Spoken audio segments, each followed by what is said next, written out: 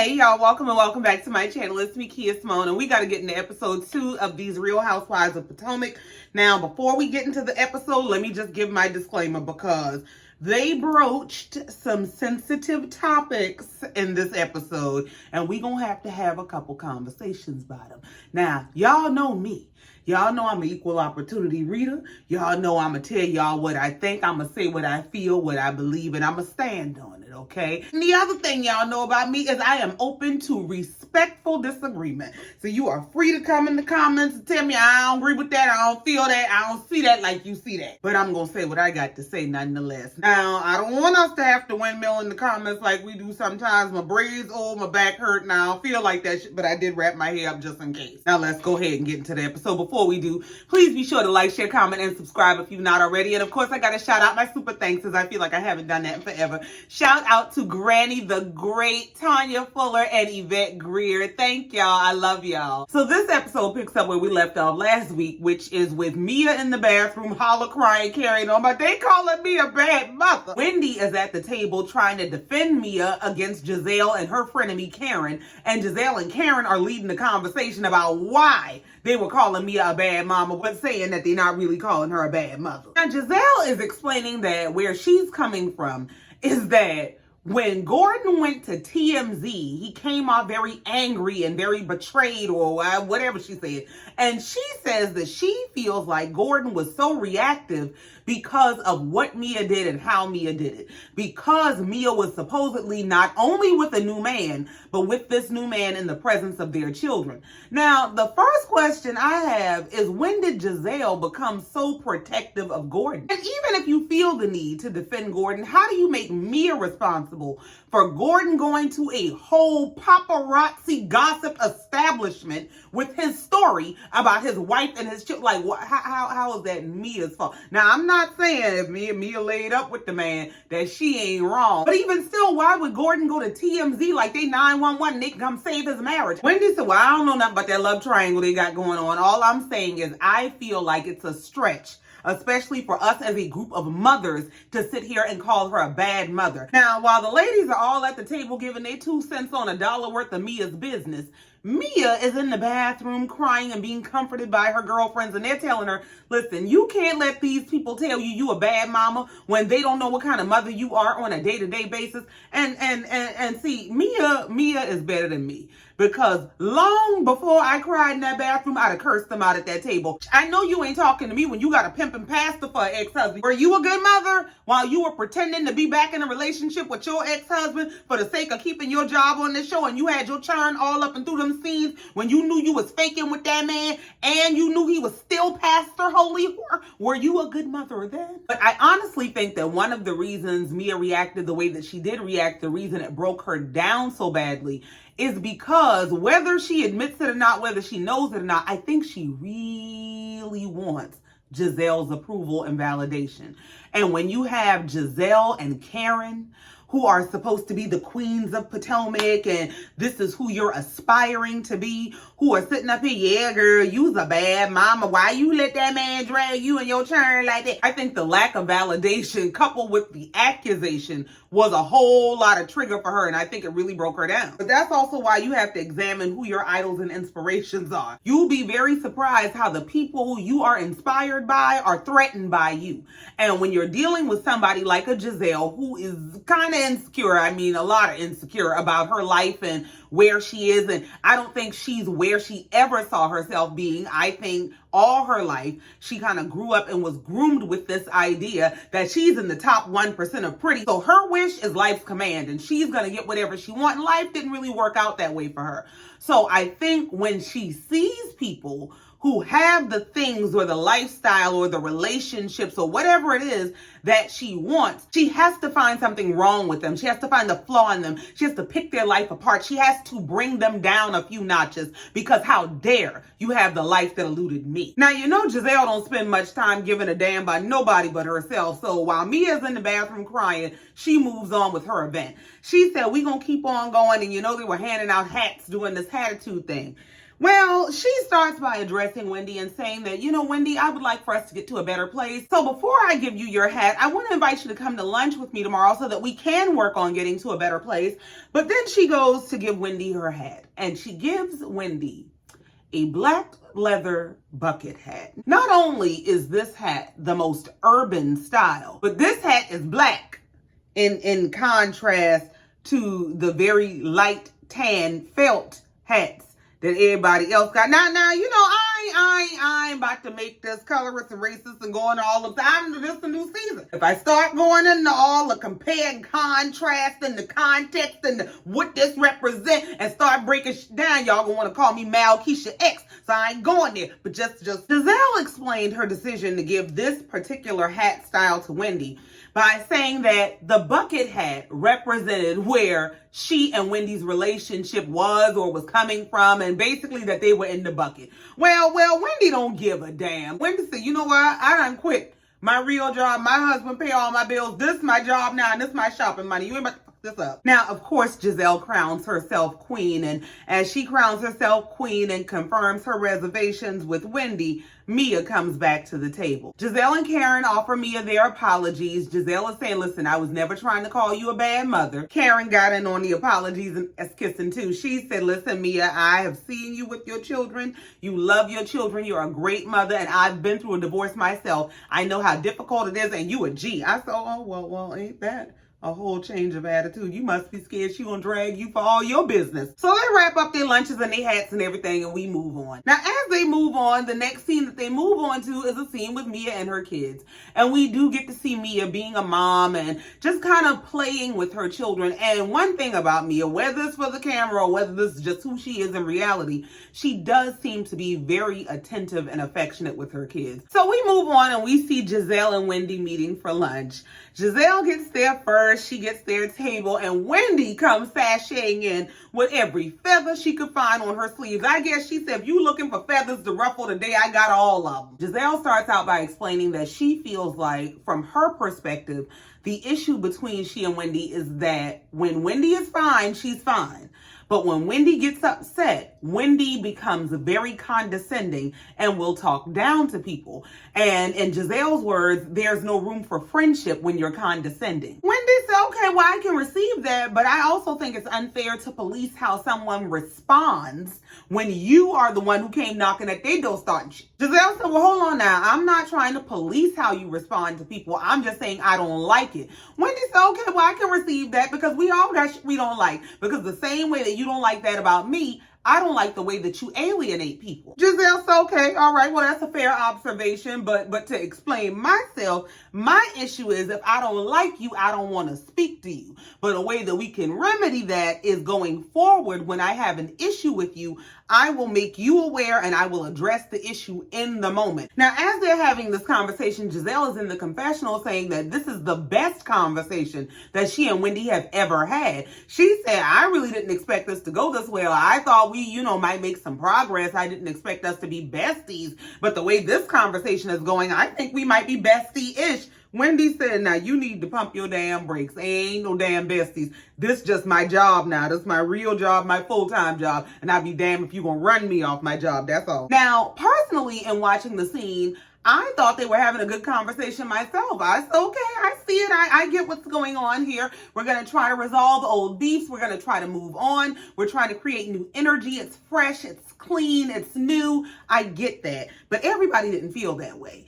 So the Brooke Ashley took to Twitter to share that she's all for forgiving and moving on, but she feels like there are tough conversations that need to be had to get to the root of the issue. She feels like Wendy let Gizelle off far too easy, and in her words, this is crazy. Well, Wendy responded to the tweet to say, no, baby, that was a 2-hour lunch that they reduced to 2 minutes. I addressed a whole lot of issues I had with Gizelle. I brought up her telling me I couldn't use her bathroom at her Reasonably Shady event. I brought up her justifying me being attacked because she didn't like me. I brought up her bringing up a fake rumor about my husband and talking about my mother badly. I brought up everything. And honestly, I believe that. And I believe this scene was edited to look the way that it looks. I believe that this scene was edited to come off as a much more surface conversation in order to mitigate some of the damage that has been caused by the issues of the seasons past. And I guess while it is kind of a bittersweet thing, while there are a number of ways to feel about it, my thing is, if you're not going to address the issues in a way that is culturally considerate and sensitive, then yeah, dead the issue and move on. So I get the intention to say we're going to do the best we can to resolve whatever issues we've had and we're going to move on. And I think that the way that Wendy is handling and responding to the situation is a great energetic example. All a bunch of screaming and carrying on and letting somebody get you out your bag. Sometimes, yeah, you have to let go and let God. Yeah, you did a whole lot of dirt to me. You did me real wrong. You did me real dirty. And baby, God was watching the whole time. You truly do have to let go in order to let God. God is waiting on you to turn them loose. You in your head turning that motherfucker every which way but loose. God waiting on you to turn them loose. If you turn them loose, baby, vengeance is mine. I'ma handle them. Just let them go. So, I don't know. I'm kind of all for the way that Wendy showed up for it. You show up fly and fabulous, fresh out of my house, that my husband pays all the bills, and baby, I just quit my job and I'm still collecting a check, and I'll be damned if I'm gonna let you kill my vibe. I really do think that for Wendy to play this the way that she's playing it is a really smart chess move, because it takes all of the control away from Gizelle.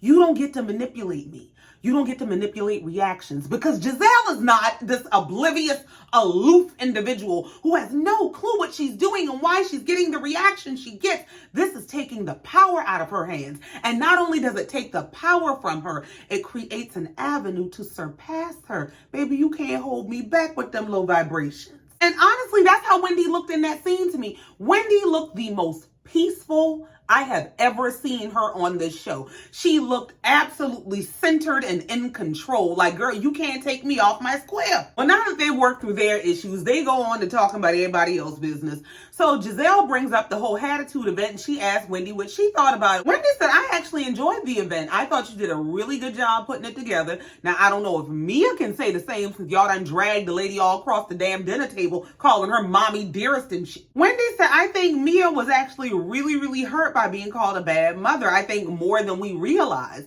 And Gizelle was saying, well, I wasn't really trying to call her a bad mother. Gizelle just, I guess, feels like the issues between Mia and Gordon shouldn't have been here. I don't know what here means. I don't know if she means in the tabloids, on the internet, on the TV. I don't know what the hell she means. But she got a whole lot of nerve when you were married to a pastor of a mega church who is to this day a hoe. I mean, that's just what I heard. I don't know. I ain't never been around the man. Don't nobody come for me by, I'm just telling you what I heard. When your churn daddy got him pregnant all up and through his pews, is that your problem? Are you a bad mother when he's all up and through the news for all of his antics? I just don't understand what is the aversion to holding a man accountable for his choices and behaviors. Like, I get that Mia is a mess when y'all know I drag Mia from here to hell. But Gordon is Mr. Mess Senior. I don't understand how you can hold Mia more accountable than this man who damn near old enough to be her daddy and then did a whole lot of dirt in order to even get to be with her. But they moved on from that real quick. Giselle said, I ain't here to talk about that. Yeah, the tears are for yesterday. The tea is for today. Let's talk about that. Now that's all the way up Wendy alley. Wendy said,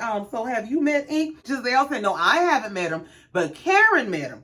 And when Karen met him, Karen said she was looking around for the man and didn't see nobody because he was so damn short. Lord, Wendy said, you know what? Is that why they be posing like they be posing in them damn pictures with all them stagger steps and she always somewhere 10 feet behind? That's why they be doing that? So they have them a good time sitting around talking and laughing about me and her piece of man. And we move on to see Stacy at home. Stacy is the new lady, the one who used to work for QVC and married the rich German man, and now they going through a divorce. Yeah, she's at home with her daughter and the au pair. Well, the daughter is a polyglot. She speaks multiple languages. You better go ahead, girl. Well, apparently she got English and German down pat, but they trying to get her Spanish in order in case for any reason she's in Mexico and gets kidnapped. I don't know. Why is that the plan. Now, in this scene is where we get to find out about more of her background. And we find out, first of all, that she's from Detroit, which is the same place that Kenya Moore is from. And the reason I find that to be interesting is because there's a particular confessional scene where she has on like this lilac colored off-shoulder dress and she has this wavy hair and she literally looks like Kenya. If you glance at her and turn away, it looks like Kenya sitting there talking. In this scene, we also find out how Stacy is navigating her divorce. She said that basically they are hiding it from the child, I guess to not stress the child out. She said until they have all of the details finalized in terms of custody and who she gonna live with and where she going to school, they just gonna keep her out of it. She said now in the meantime, she has two places. She has their marital family home and then she got her an apartment in the city. She said the way that they work this out is that they do sleep in separate bedrooms if they're both home. But she tries to time it so that she's only at the marital home when he's out of town doing business. She said now while they might go out of their way to not see each other, they are both definitely seeing other people. She said that her estranged husband is seeing women she knows for a fact. He is seeing women and she's seeing somebody her damn self. All right then. So we leave Stacy at home with her daughter and au pair and we move on to Karen's house where she's being visited by Kiana, aka Kay. I absolutely love her. So of course this is their chance to lay out Kiana's storyline for this season. So we find out that Kiana is in a relationship with a guy that she really loves. His name is Greg. Now Karen is trying to find out where is this relationship going? Are we working on engagement? Are we working on marriage? She said, well, I mean, something like that. He bought me a ring, but he did buy me a house. She said they are building a house from the ground up. And in the meantime, while the house is being built, she has moved in with Greg. So they're having a practice run of living together. Now, while the whole idea of build me a house might excite me, like, yeah, give me something I can sell in case you piss me clean off. She said her mama ain't going for that. Her mama said, yeah, this real cute. I know, yeah, he offering to buy you a house, but is he offering to buy you a ring? Where is the marriage license? I want his shit else. Well, Karen is on the side of the mama. Karen is dropping hints. Karen said, well, you know, I did something similar with Ray. When Ray wanted us to live together, I told him, well, if you want me to live with you, I'm going to need you to give me an engagement ring first. Kiana said, yeah, you sound like my mama. That's the same thing she said. She said, yeah, get the ring and make your mama feel better. Now, Kiana said she hears where they're coming from, but for her, this is a big step in and of itself because the last time that she lived with somebody was with her late fiance. She said you would never imagine having to bury someone that you just made a commitment to spend the rest of your life with. And I don't even want to get into that. I'm not even going down that damn rabbit hole because I might not come up without a glass of brown liquor. So now that Kiana done told us all her business, they get into Karen and what's going on with Karen. Karen said, well, you know, I'm doing good in general. You know, Gizelle had an event for my 61st birthday. Kiana said, what event is you talking about? She said, hold on, you weren't invited? Now, you know Gizelle didn't invite that girl. You just thought and shit. Karen said, don't worry about it. It's not that big a deal. Maybe you'll get invited to their next event, which is Jazelle and Ashley's GNA event. Kiana looked at her like, girl, you and that event can kiss my entire. Kay said in the confessional that the last time she went to a GNA event, it was the ghetto and she left with a scar, so she will celebrate from afar. So we move on and we see Ashley going to visit Stacy. So I guess this is going to be one of the new friendships on the show. And they just, I don't know. Ashley gets on my nerves. They get ready to walk around the neighborhood and just hang out and spend some time together. And Ashley starts her line of questioning because she know how to get in somebody's business. The first thing she asked Stacy is, oh, do you cut your own grass? Stacy looked at her and married well disgust. Cut my own grass? Ashley said, well, I cut my own grass. That's why I asked. Yeah, you ain't got no damn rich husband no more. That's just... Ashley asked Stacy, does your husband still take care of everything for you? And she never really answered that question. All she said was, well, we've been separated for about a year now. And Ashley goes in to ask him, well, do y'all still live together? She said, yeah, he still lives here. So yeah, he still take care of all this shit. Now, Ashley is in the confessional working overtime on my last damn nerve. About, girl, what are you doing? What do you mean y'all are still living together and you're going through a divorce? Bitch, wasn't that you for the last 2, 3, 4, 5 seasons? What, ma'am? She's in the confessional, but I know that when you still live with someone, you still feel like you're together in a weird way. Well, if you could do it to keep your job for all these damn years, why she can't do it when she fresh on the show? Leave us alone. Now, while they're on this nature walk out in the middle of nowhere, they pull a conversation about race and culture out of the thin air. What? Stacy starts the conversation by asking Ashley, she said, I've been wanting to ask you, what's your nationality? Ashley said, well, my mom is black and my dad is white. Stacy said, oh, so you're biracial, like my daughter. Ashley said, yes, indeed, I am biracial, but I do identify as a black woman. So now we know that Ashley is biracial. We know that Michael is a white man, and we know that they have children. So Stacy is asking, how do you identify your children? If you identify as a black woman, what do you identify your children as? And Ashley said, well, that's something we still trying to kind of figure out, because her children, in her words, she said they don't have the features, or they don't have, basically they're not phenotypically black. They don't look black when you first look at them. That's not the first thing you think. And because they're not phenotypically black and they have limited exposure to black people outside of the black people in her family, it's kind of difficult to raise them as, or to identify as, black boys. And Ashley is saying in the confessional that growing up, she had the privilege of being exposed to and immersed in black culture because she was raised by the black side of her family. And that's the difference between the upbringing that she had and the upbringing that her children are having. Basically, she was raised to be culturally black, and her children don't have that same exposure. So Stacy goes on to explain that I guess she sparked this conversation because she's having her own difficulties in terms of her own daughter's racial identity and cultural exposure. So she's saying that, I, of course, am a black woman. I'm from Detroit. But being that we are not in my natural habitat, we're not where my family is and the people I grew up around are, that limits my daughter's exposure to her black side, which is my friends and family. However, she said being married to a Germans are very, very proud of their culture and their heritage. So my husband has made sure that our daughter is very exposed to, she's very knowledgeable of her German culture, but I want her to have that same pride and exposure to being a black girl. Now, here's the problem. The problem is the father identifies with, is proud of, and passes down his culture to his child. Your child's relationship with your culture is reflective of your own relationship with your culture. If you're estranged from your own culture, then how do you introduce your daughter to it? How do you make your daughter proud of something that you've estranged yourself from? And it's not to say that she's not proud to be a black woman. It's not to say that, oh, she doesn't act black, or it's not to say any of that. But I think the answer is in the problem. You just said it. She can't be proud of what she's not taught to be proud of. And in this case, she kind of has the same issue that Ashley has. Her daughter doesn't present as black. She's not a phenotypically black girl. And she even goes on in the confessional to explain that growing up in Detroit, she grew up around all her cousins, and she grew up in a neighborhood where she could go across the street and her homegirl Penny would braid her hair.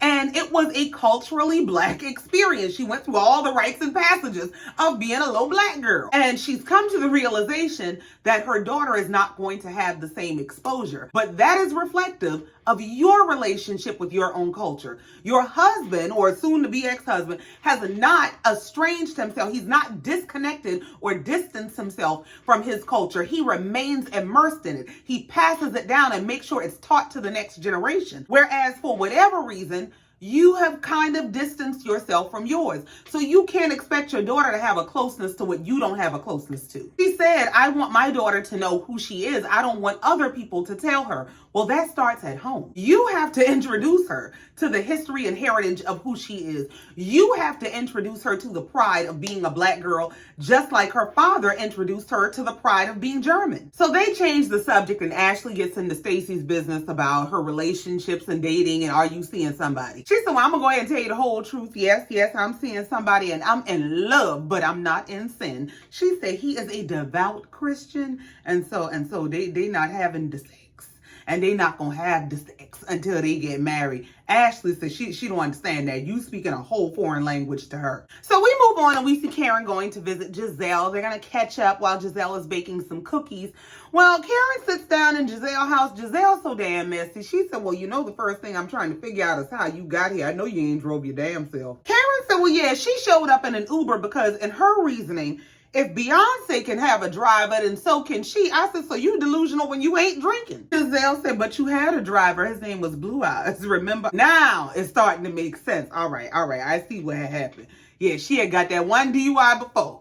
Ray had got her a driver to say, don't do this shit no more. And then they say the driver was giving her more than rides to the bar. That's why Karen been out there driving herself in the ditches and stuff. Yeah, you done got caught messing with that damn driver. You done had to fire that man. You ain't got you nobody new, and you was out there getting towed up and done tore your ass up. So then Gizelle brings up the Hattitude party, and she asked Karen, did you like it? What did you think about it? She said, yeah, it was a nice party. You did a good job. But I also feel like it was an inquisition. Gizelle said, an inquisition of who? Karen said, of me. I feel like y'all sat around that table and asked all kind of questions and made all kind of jokes about my life. She said, and especially you, when you set up that damn menu and had that non-alcoholic beverage on there, you was messy. She said, I also didn't like when you gave Wendy that damn bucket hat. I thought that was a mess. I said, I know you better clear your name, Karen. Before y'all drag each other at the reunion, let me just go ahead and put it out there. I didn't like that shit. Gizelle said, well, baby, I'm 10 steps ahead of you. That's why I'm production's favorite. Yeah, I already went out to lunch with Wendy. We already talked about it all. So then Gizelle gets to catching up with Karen about the other ladies, and she asked first about Jacqueline.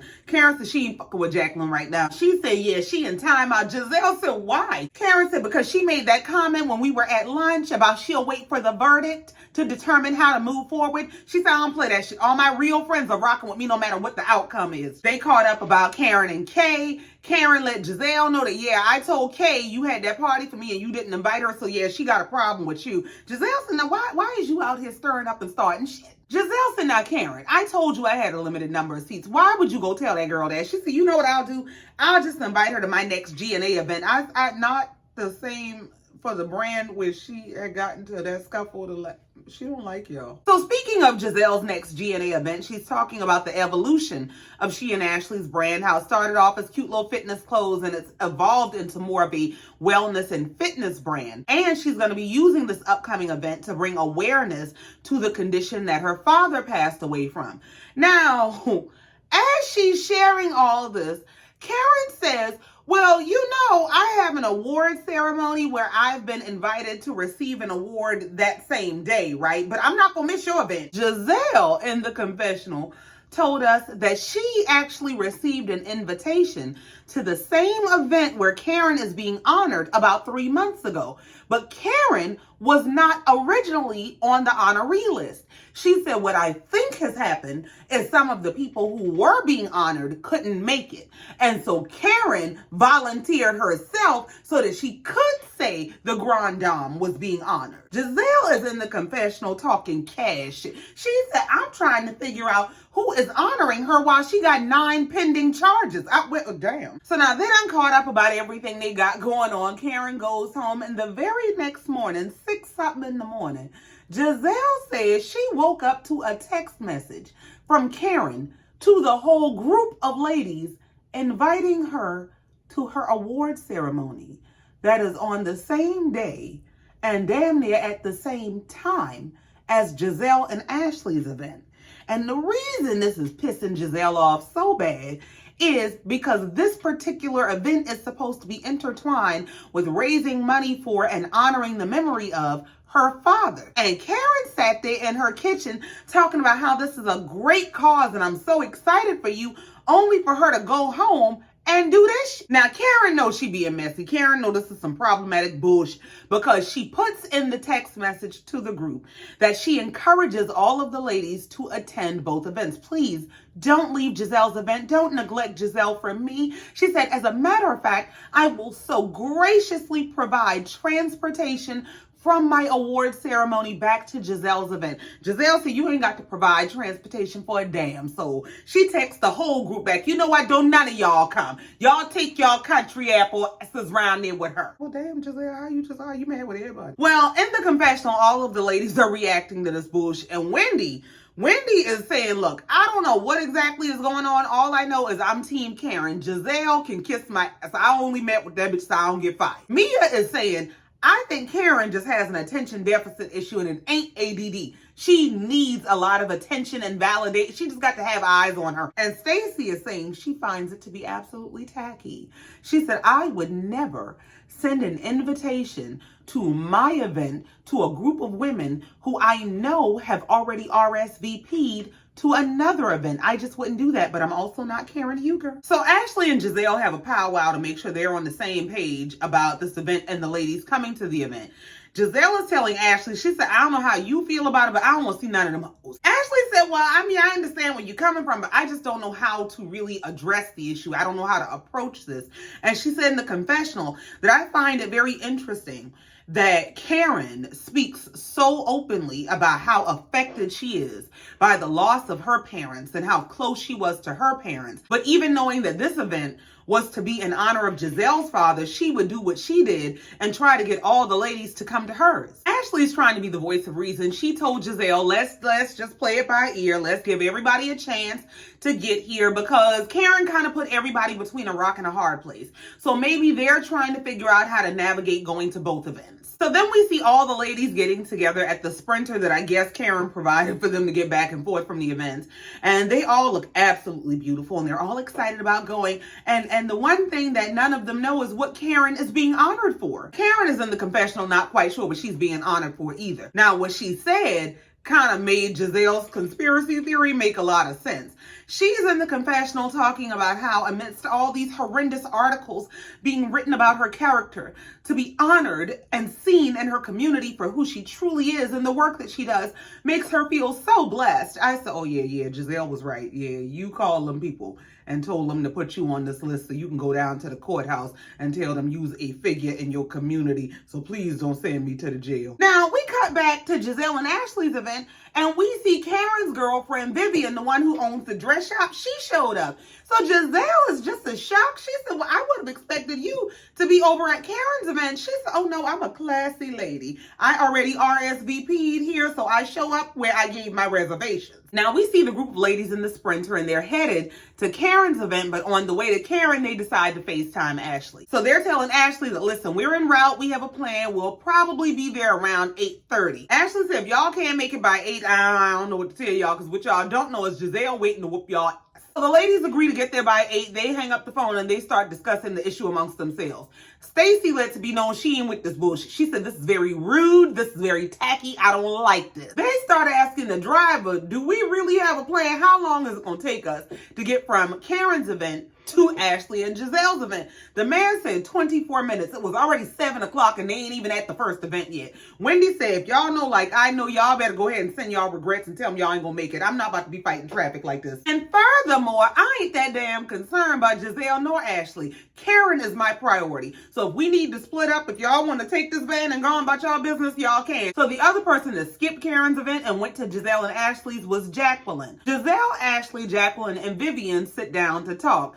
And the first question Ashley asked Jacqueline is, why weren't you included in Karen's group chat about coming to her event? And I said, now see, this why people don't like coming to y'all's, because all y'all do is start shit. Jacqueline said, well, I don't know. I'm assuming that the reason is because I made a comment at the Hattitude event and said something about waiting for the verdict. Gizelle said, well, you be absolutely right. She is livid. She ain't fucking with you. Jacqueline said, that's fine. She can do that as long as she went to court. The ladies arrive at Karen's event and Karen is in the confessional talking about, it was never my intention to distract all of the ladies from Gizelle's event, but I'm just more likable than her. So the people have spoken. They're here. So Karen gives them some bullshit speech about it's about empowering and supporting both hosts, and I want you ladies to support her. No, you don't. Just Karen. Well, Kay and Wendy say ain't no need to encourage us. We ain't going over there. We're going to stay right here till you get your award and we'll ride home with you. So the episode comes to an end with Jazzy, Mia, and Stacy loading up in the Sprinter going across town,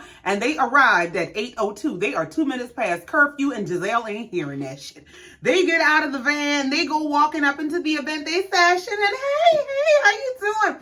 Gizelle was in the middle of taking a damn picture with somebody. She said, oh, hell no, hold on. Gizelle done damn near ran across the floor. But y'all got to go. Get the hell out. They're trying to explain to Gizelle that they came to support her. The lady called security on the I'll be damned. See, this is exactly why Wendy and Kay stayed there. This is where they at. Now, we'll find out next week whether she told the people to get to stepping or had a damn conversation with reason. But that's it. That's all. And I ain't got no more. Thank you so much for coming down here listening to me and letting me get this off my chest. Please be sure to like, share, comment, and subscribe if you've not already. And in the meantime, until next time, just like every time, I love you and I mean it. Bye.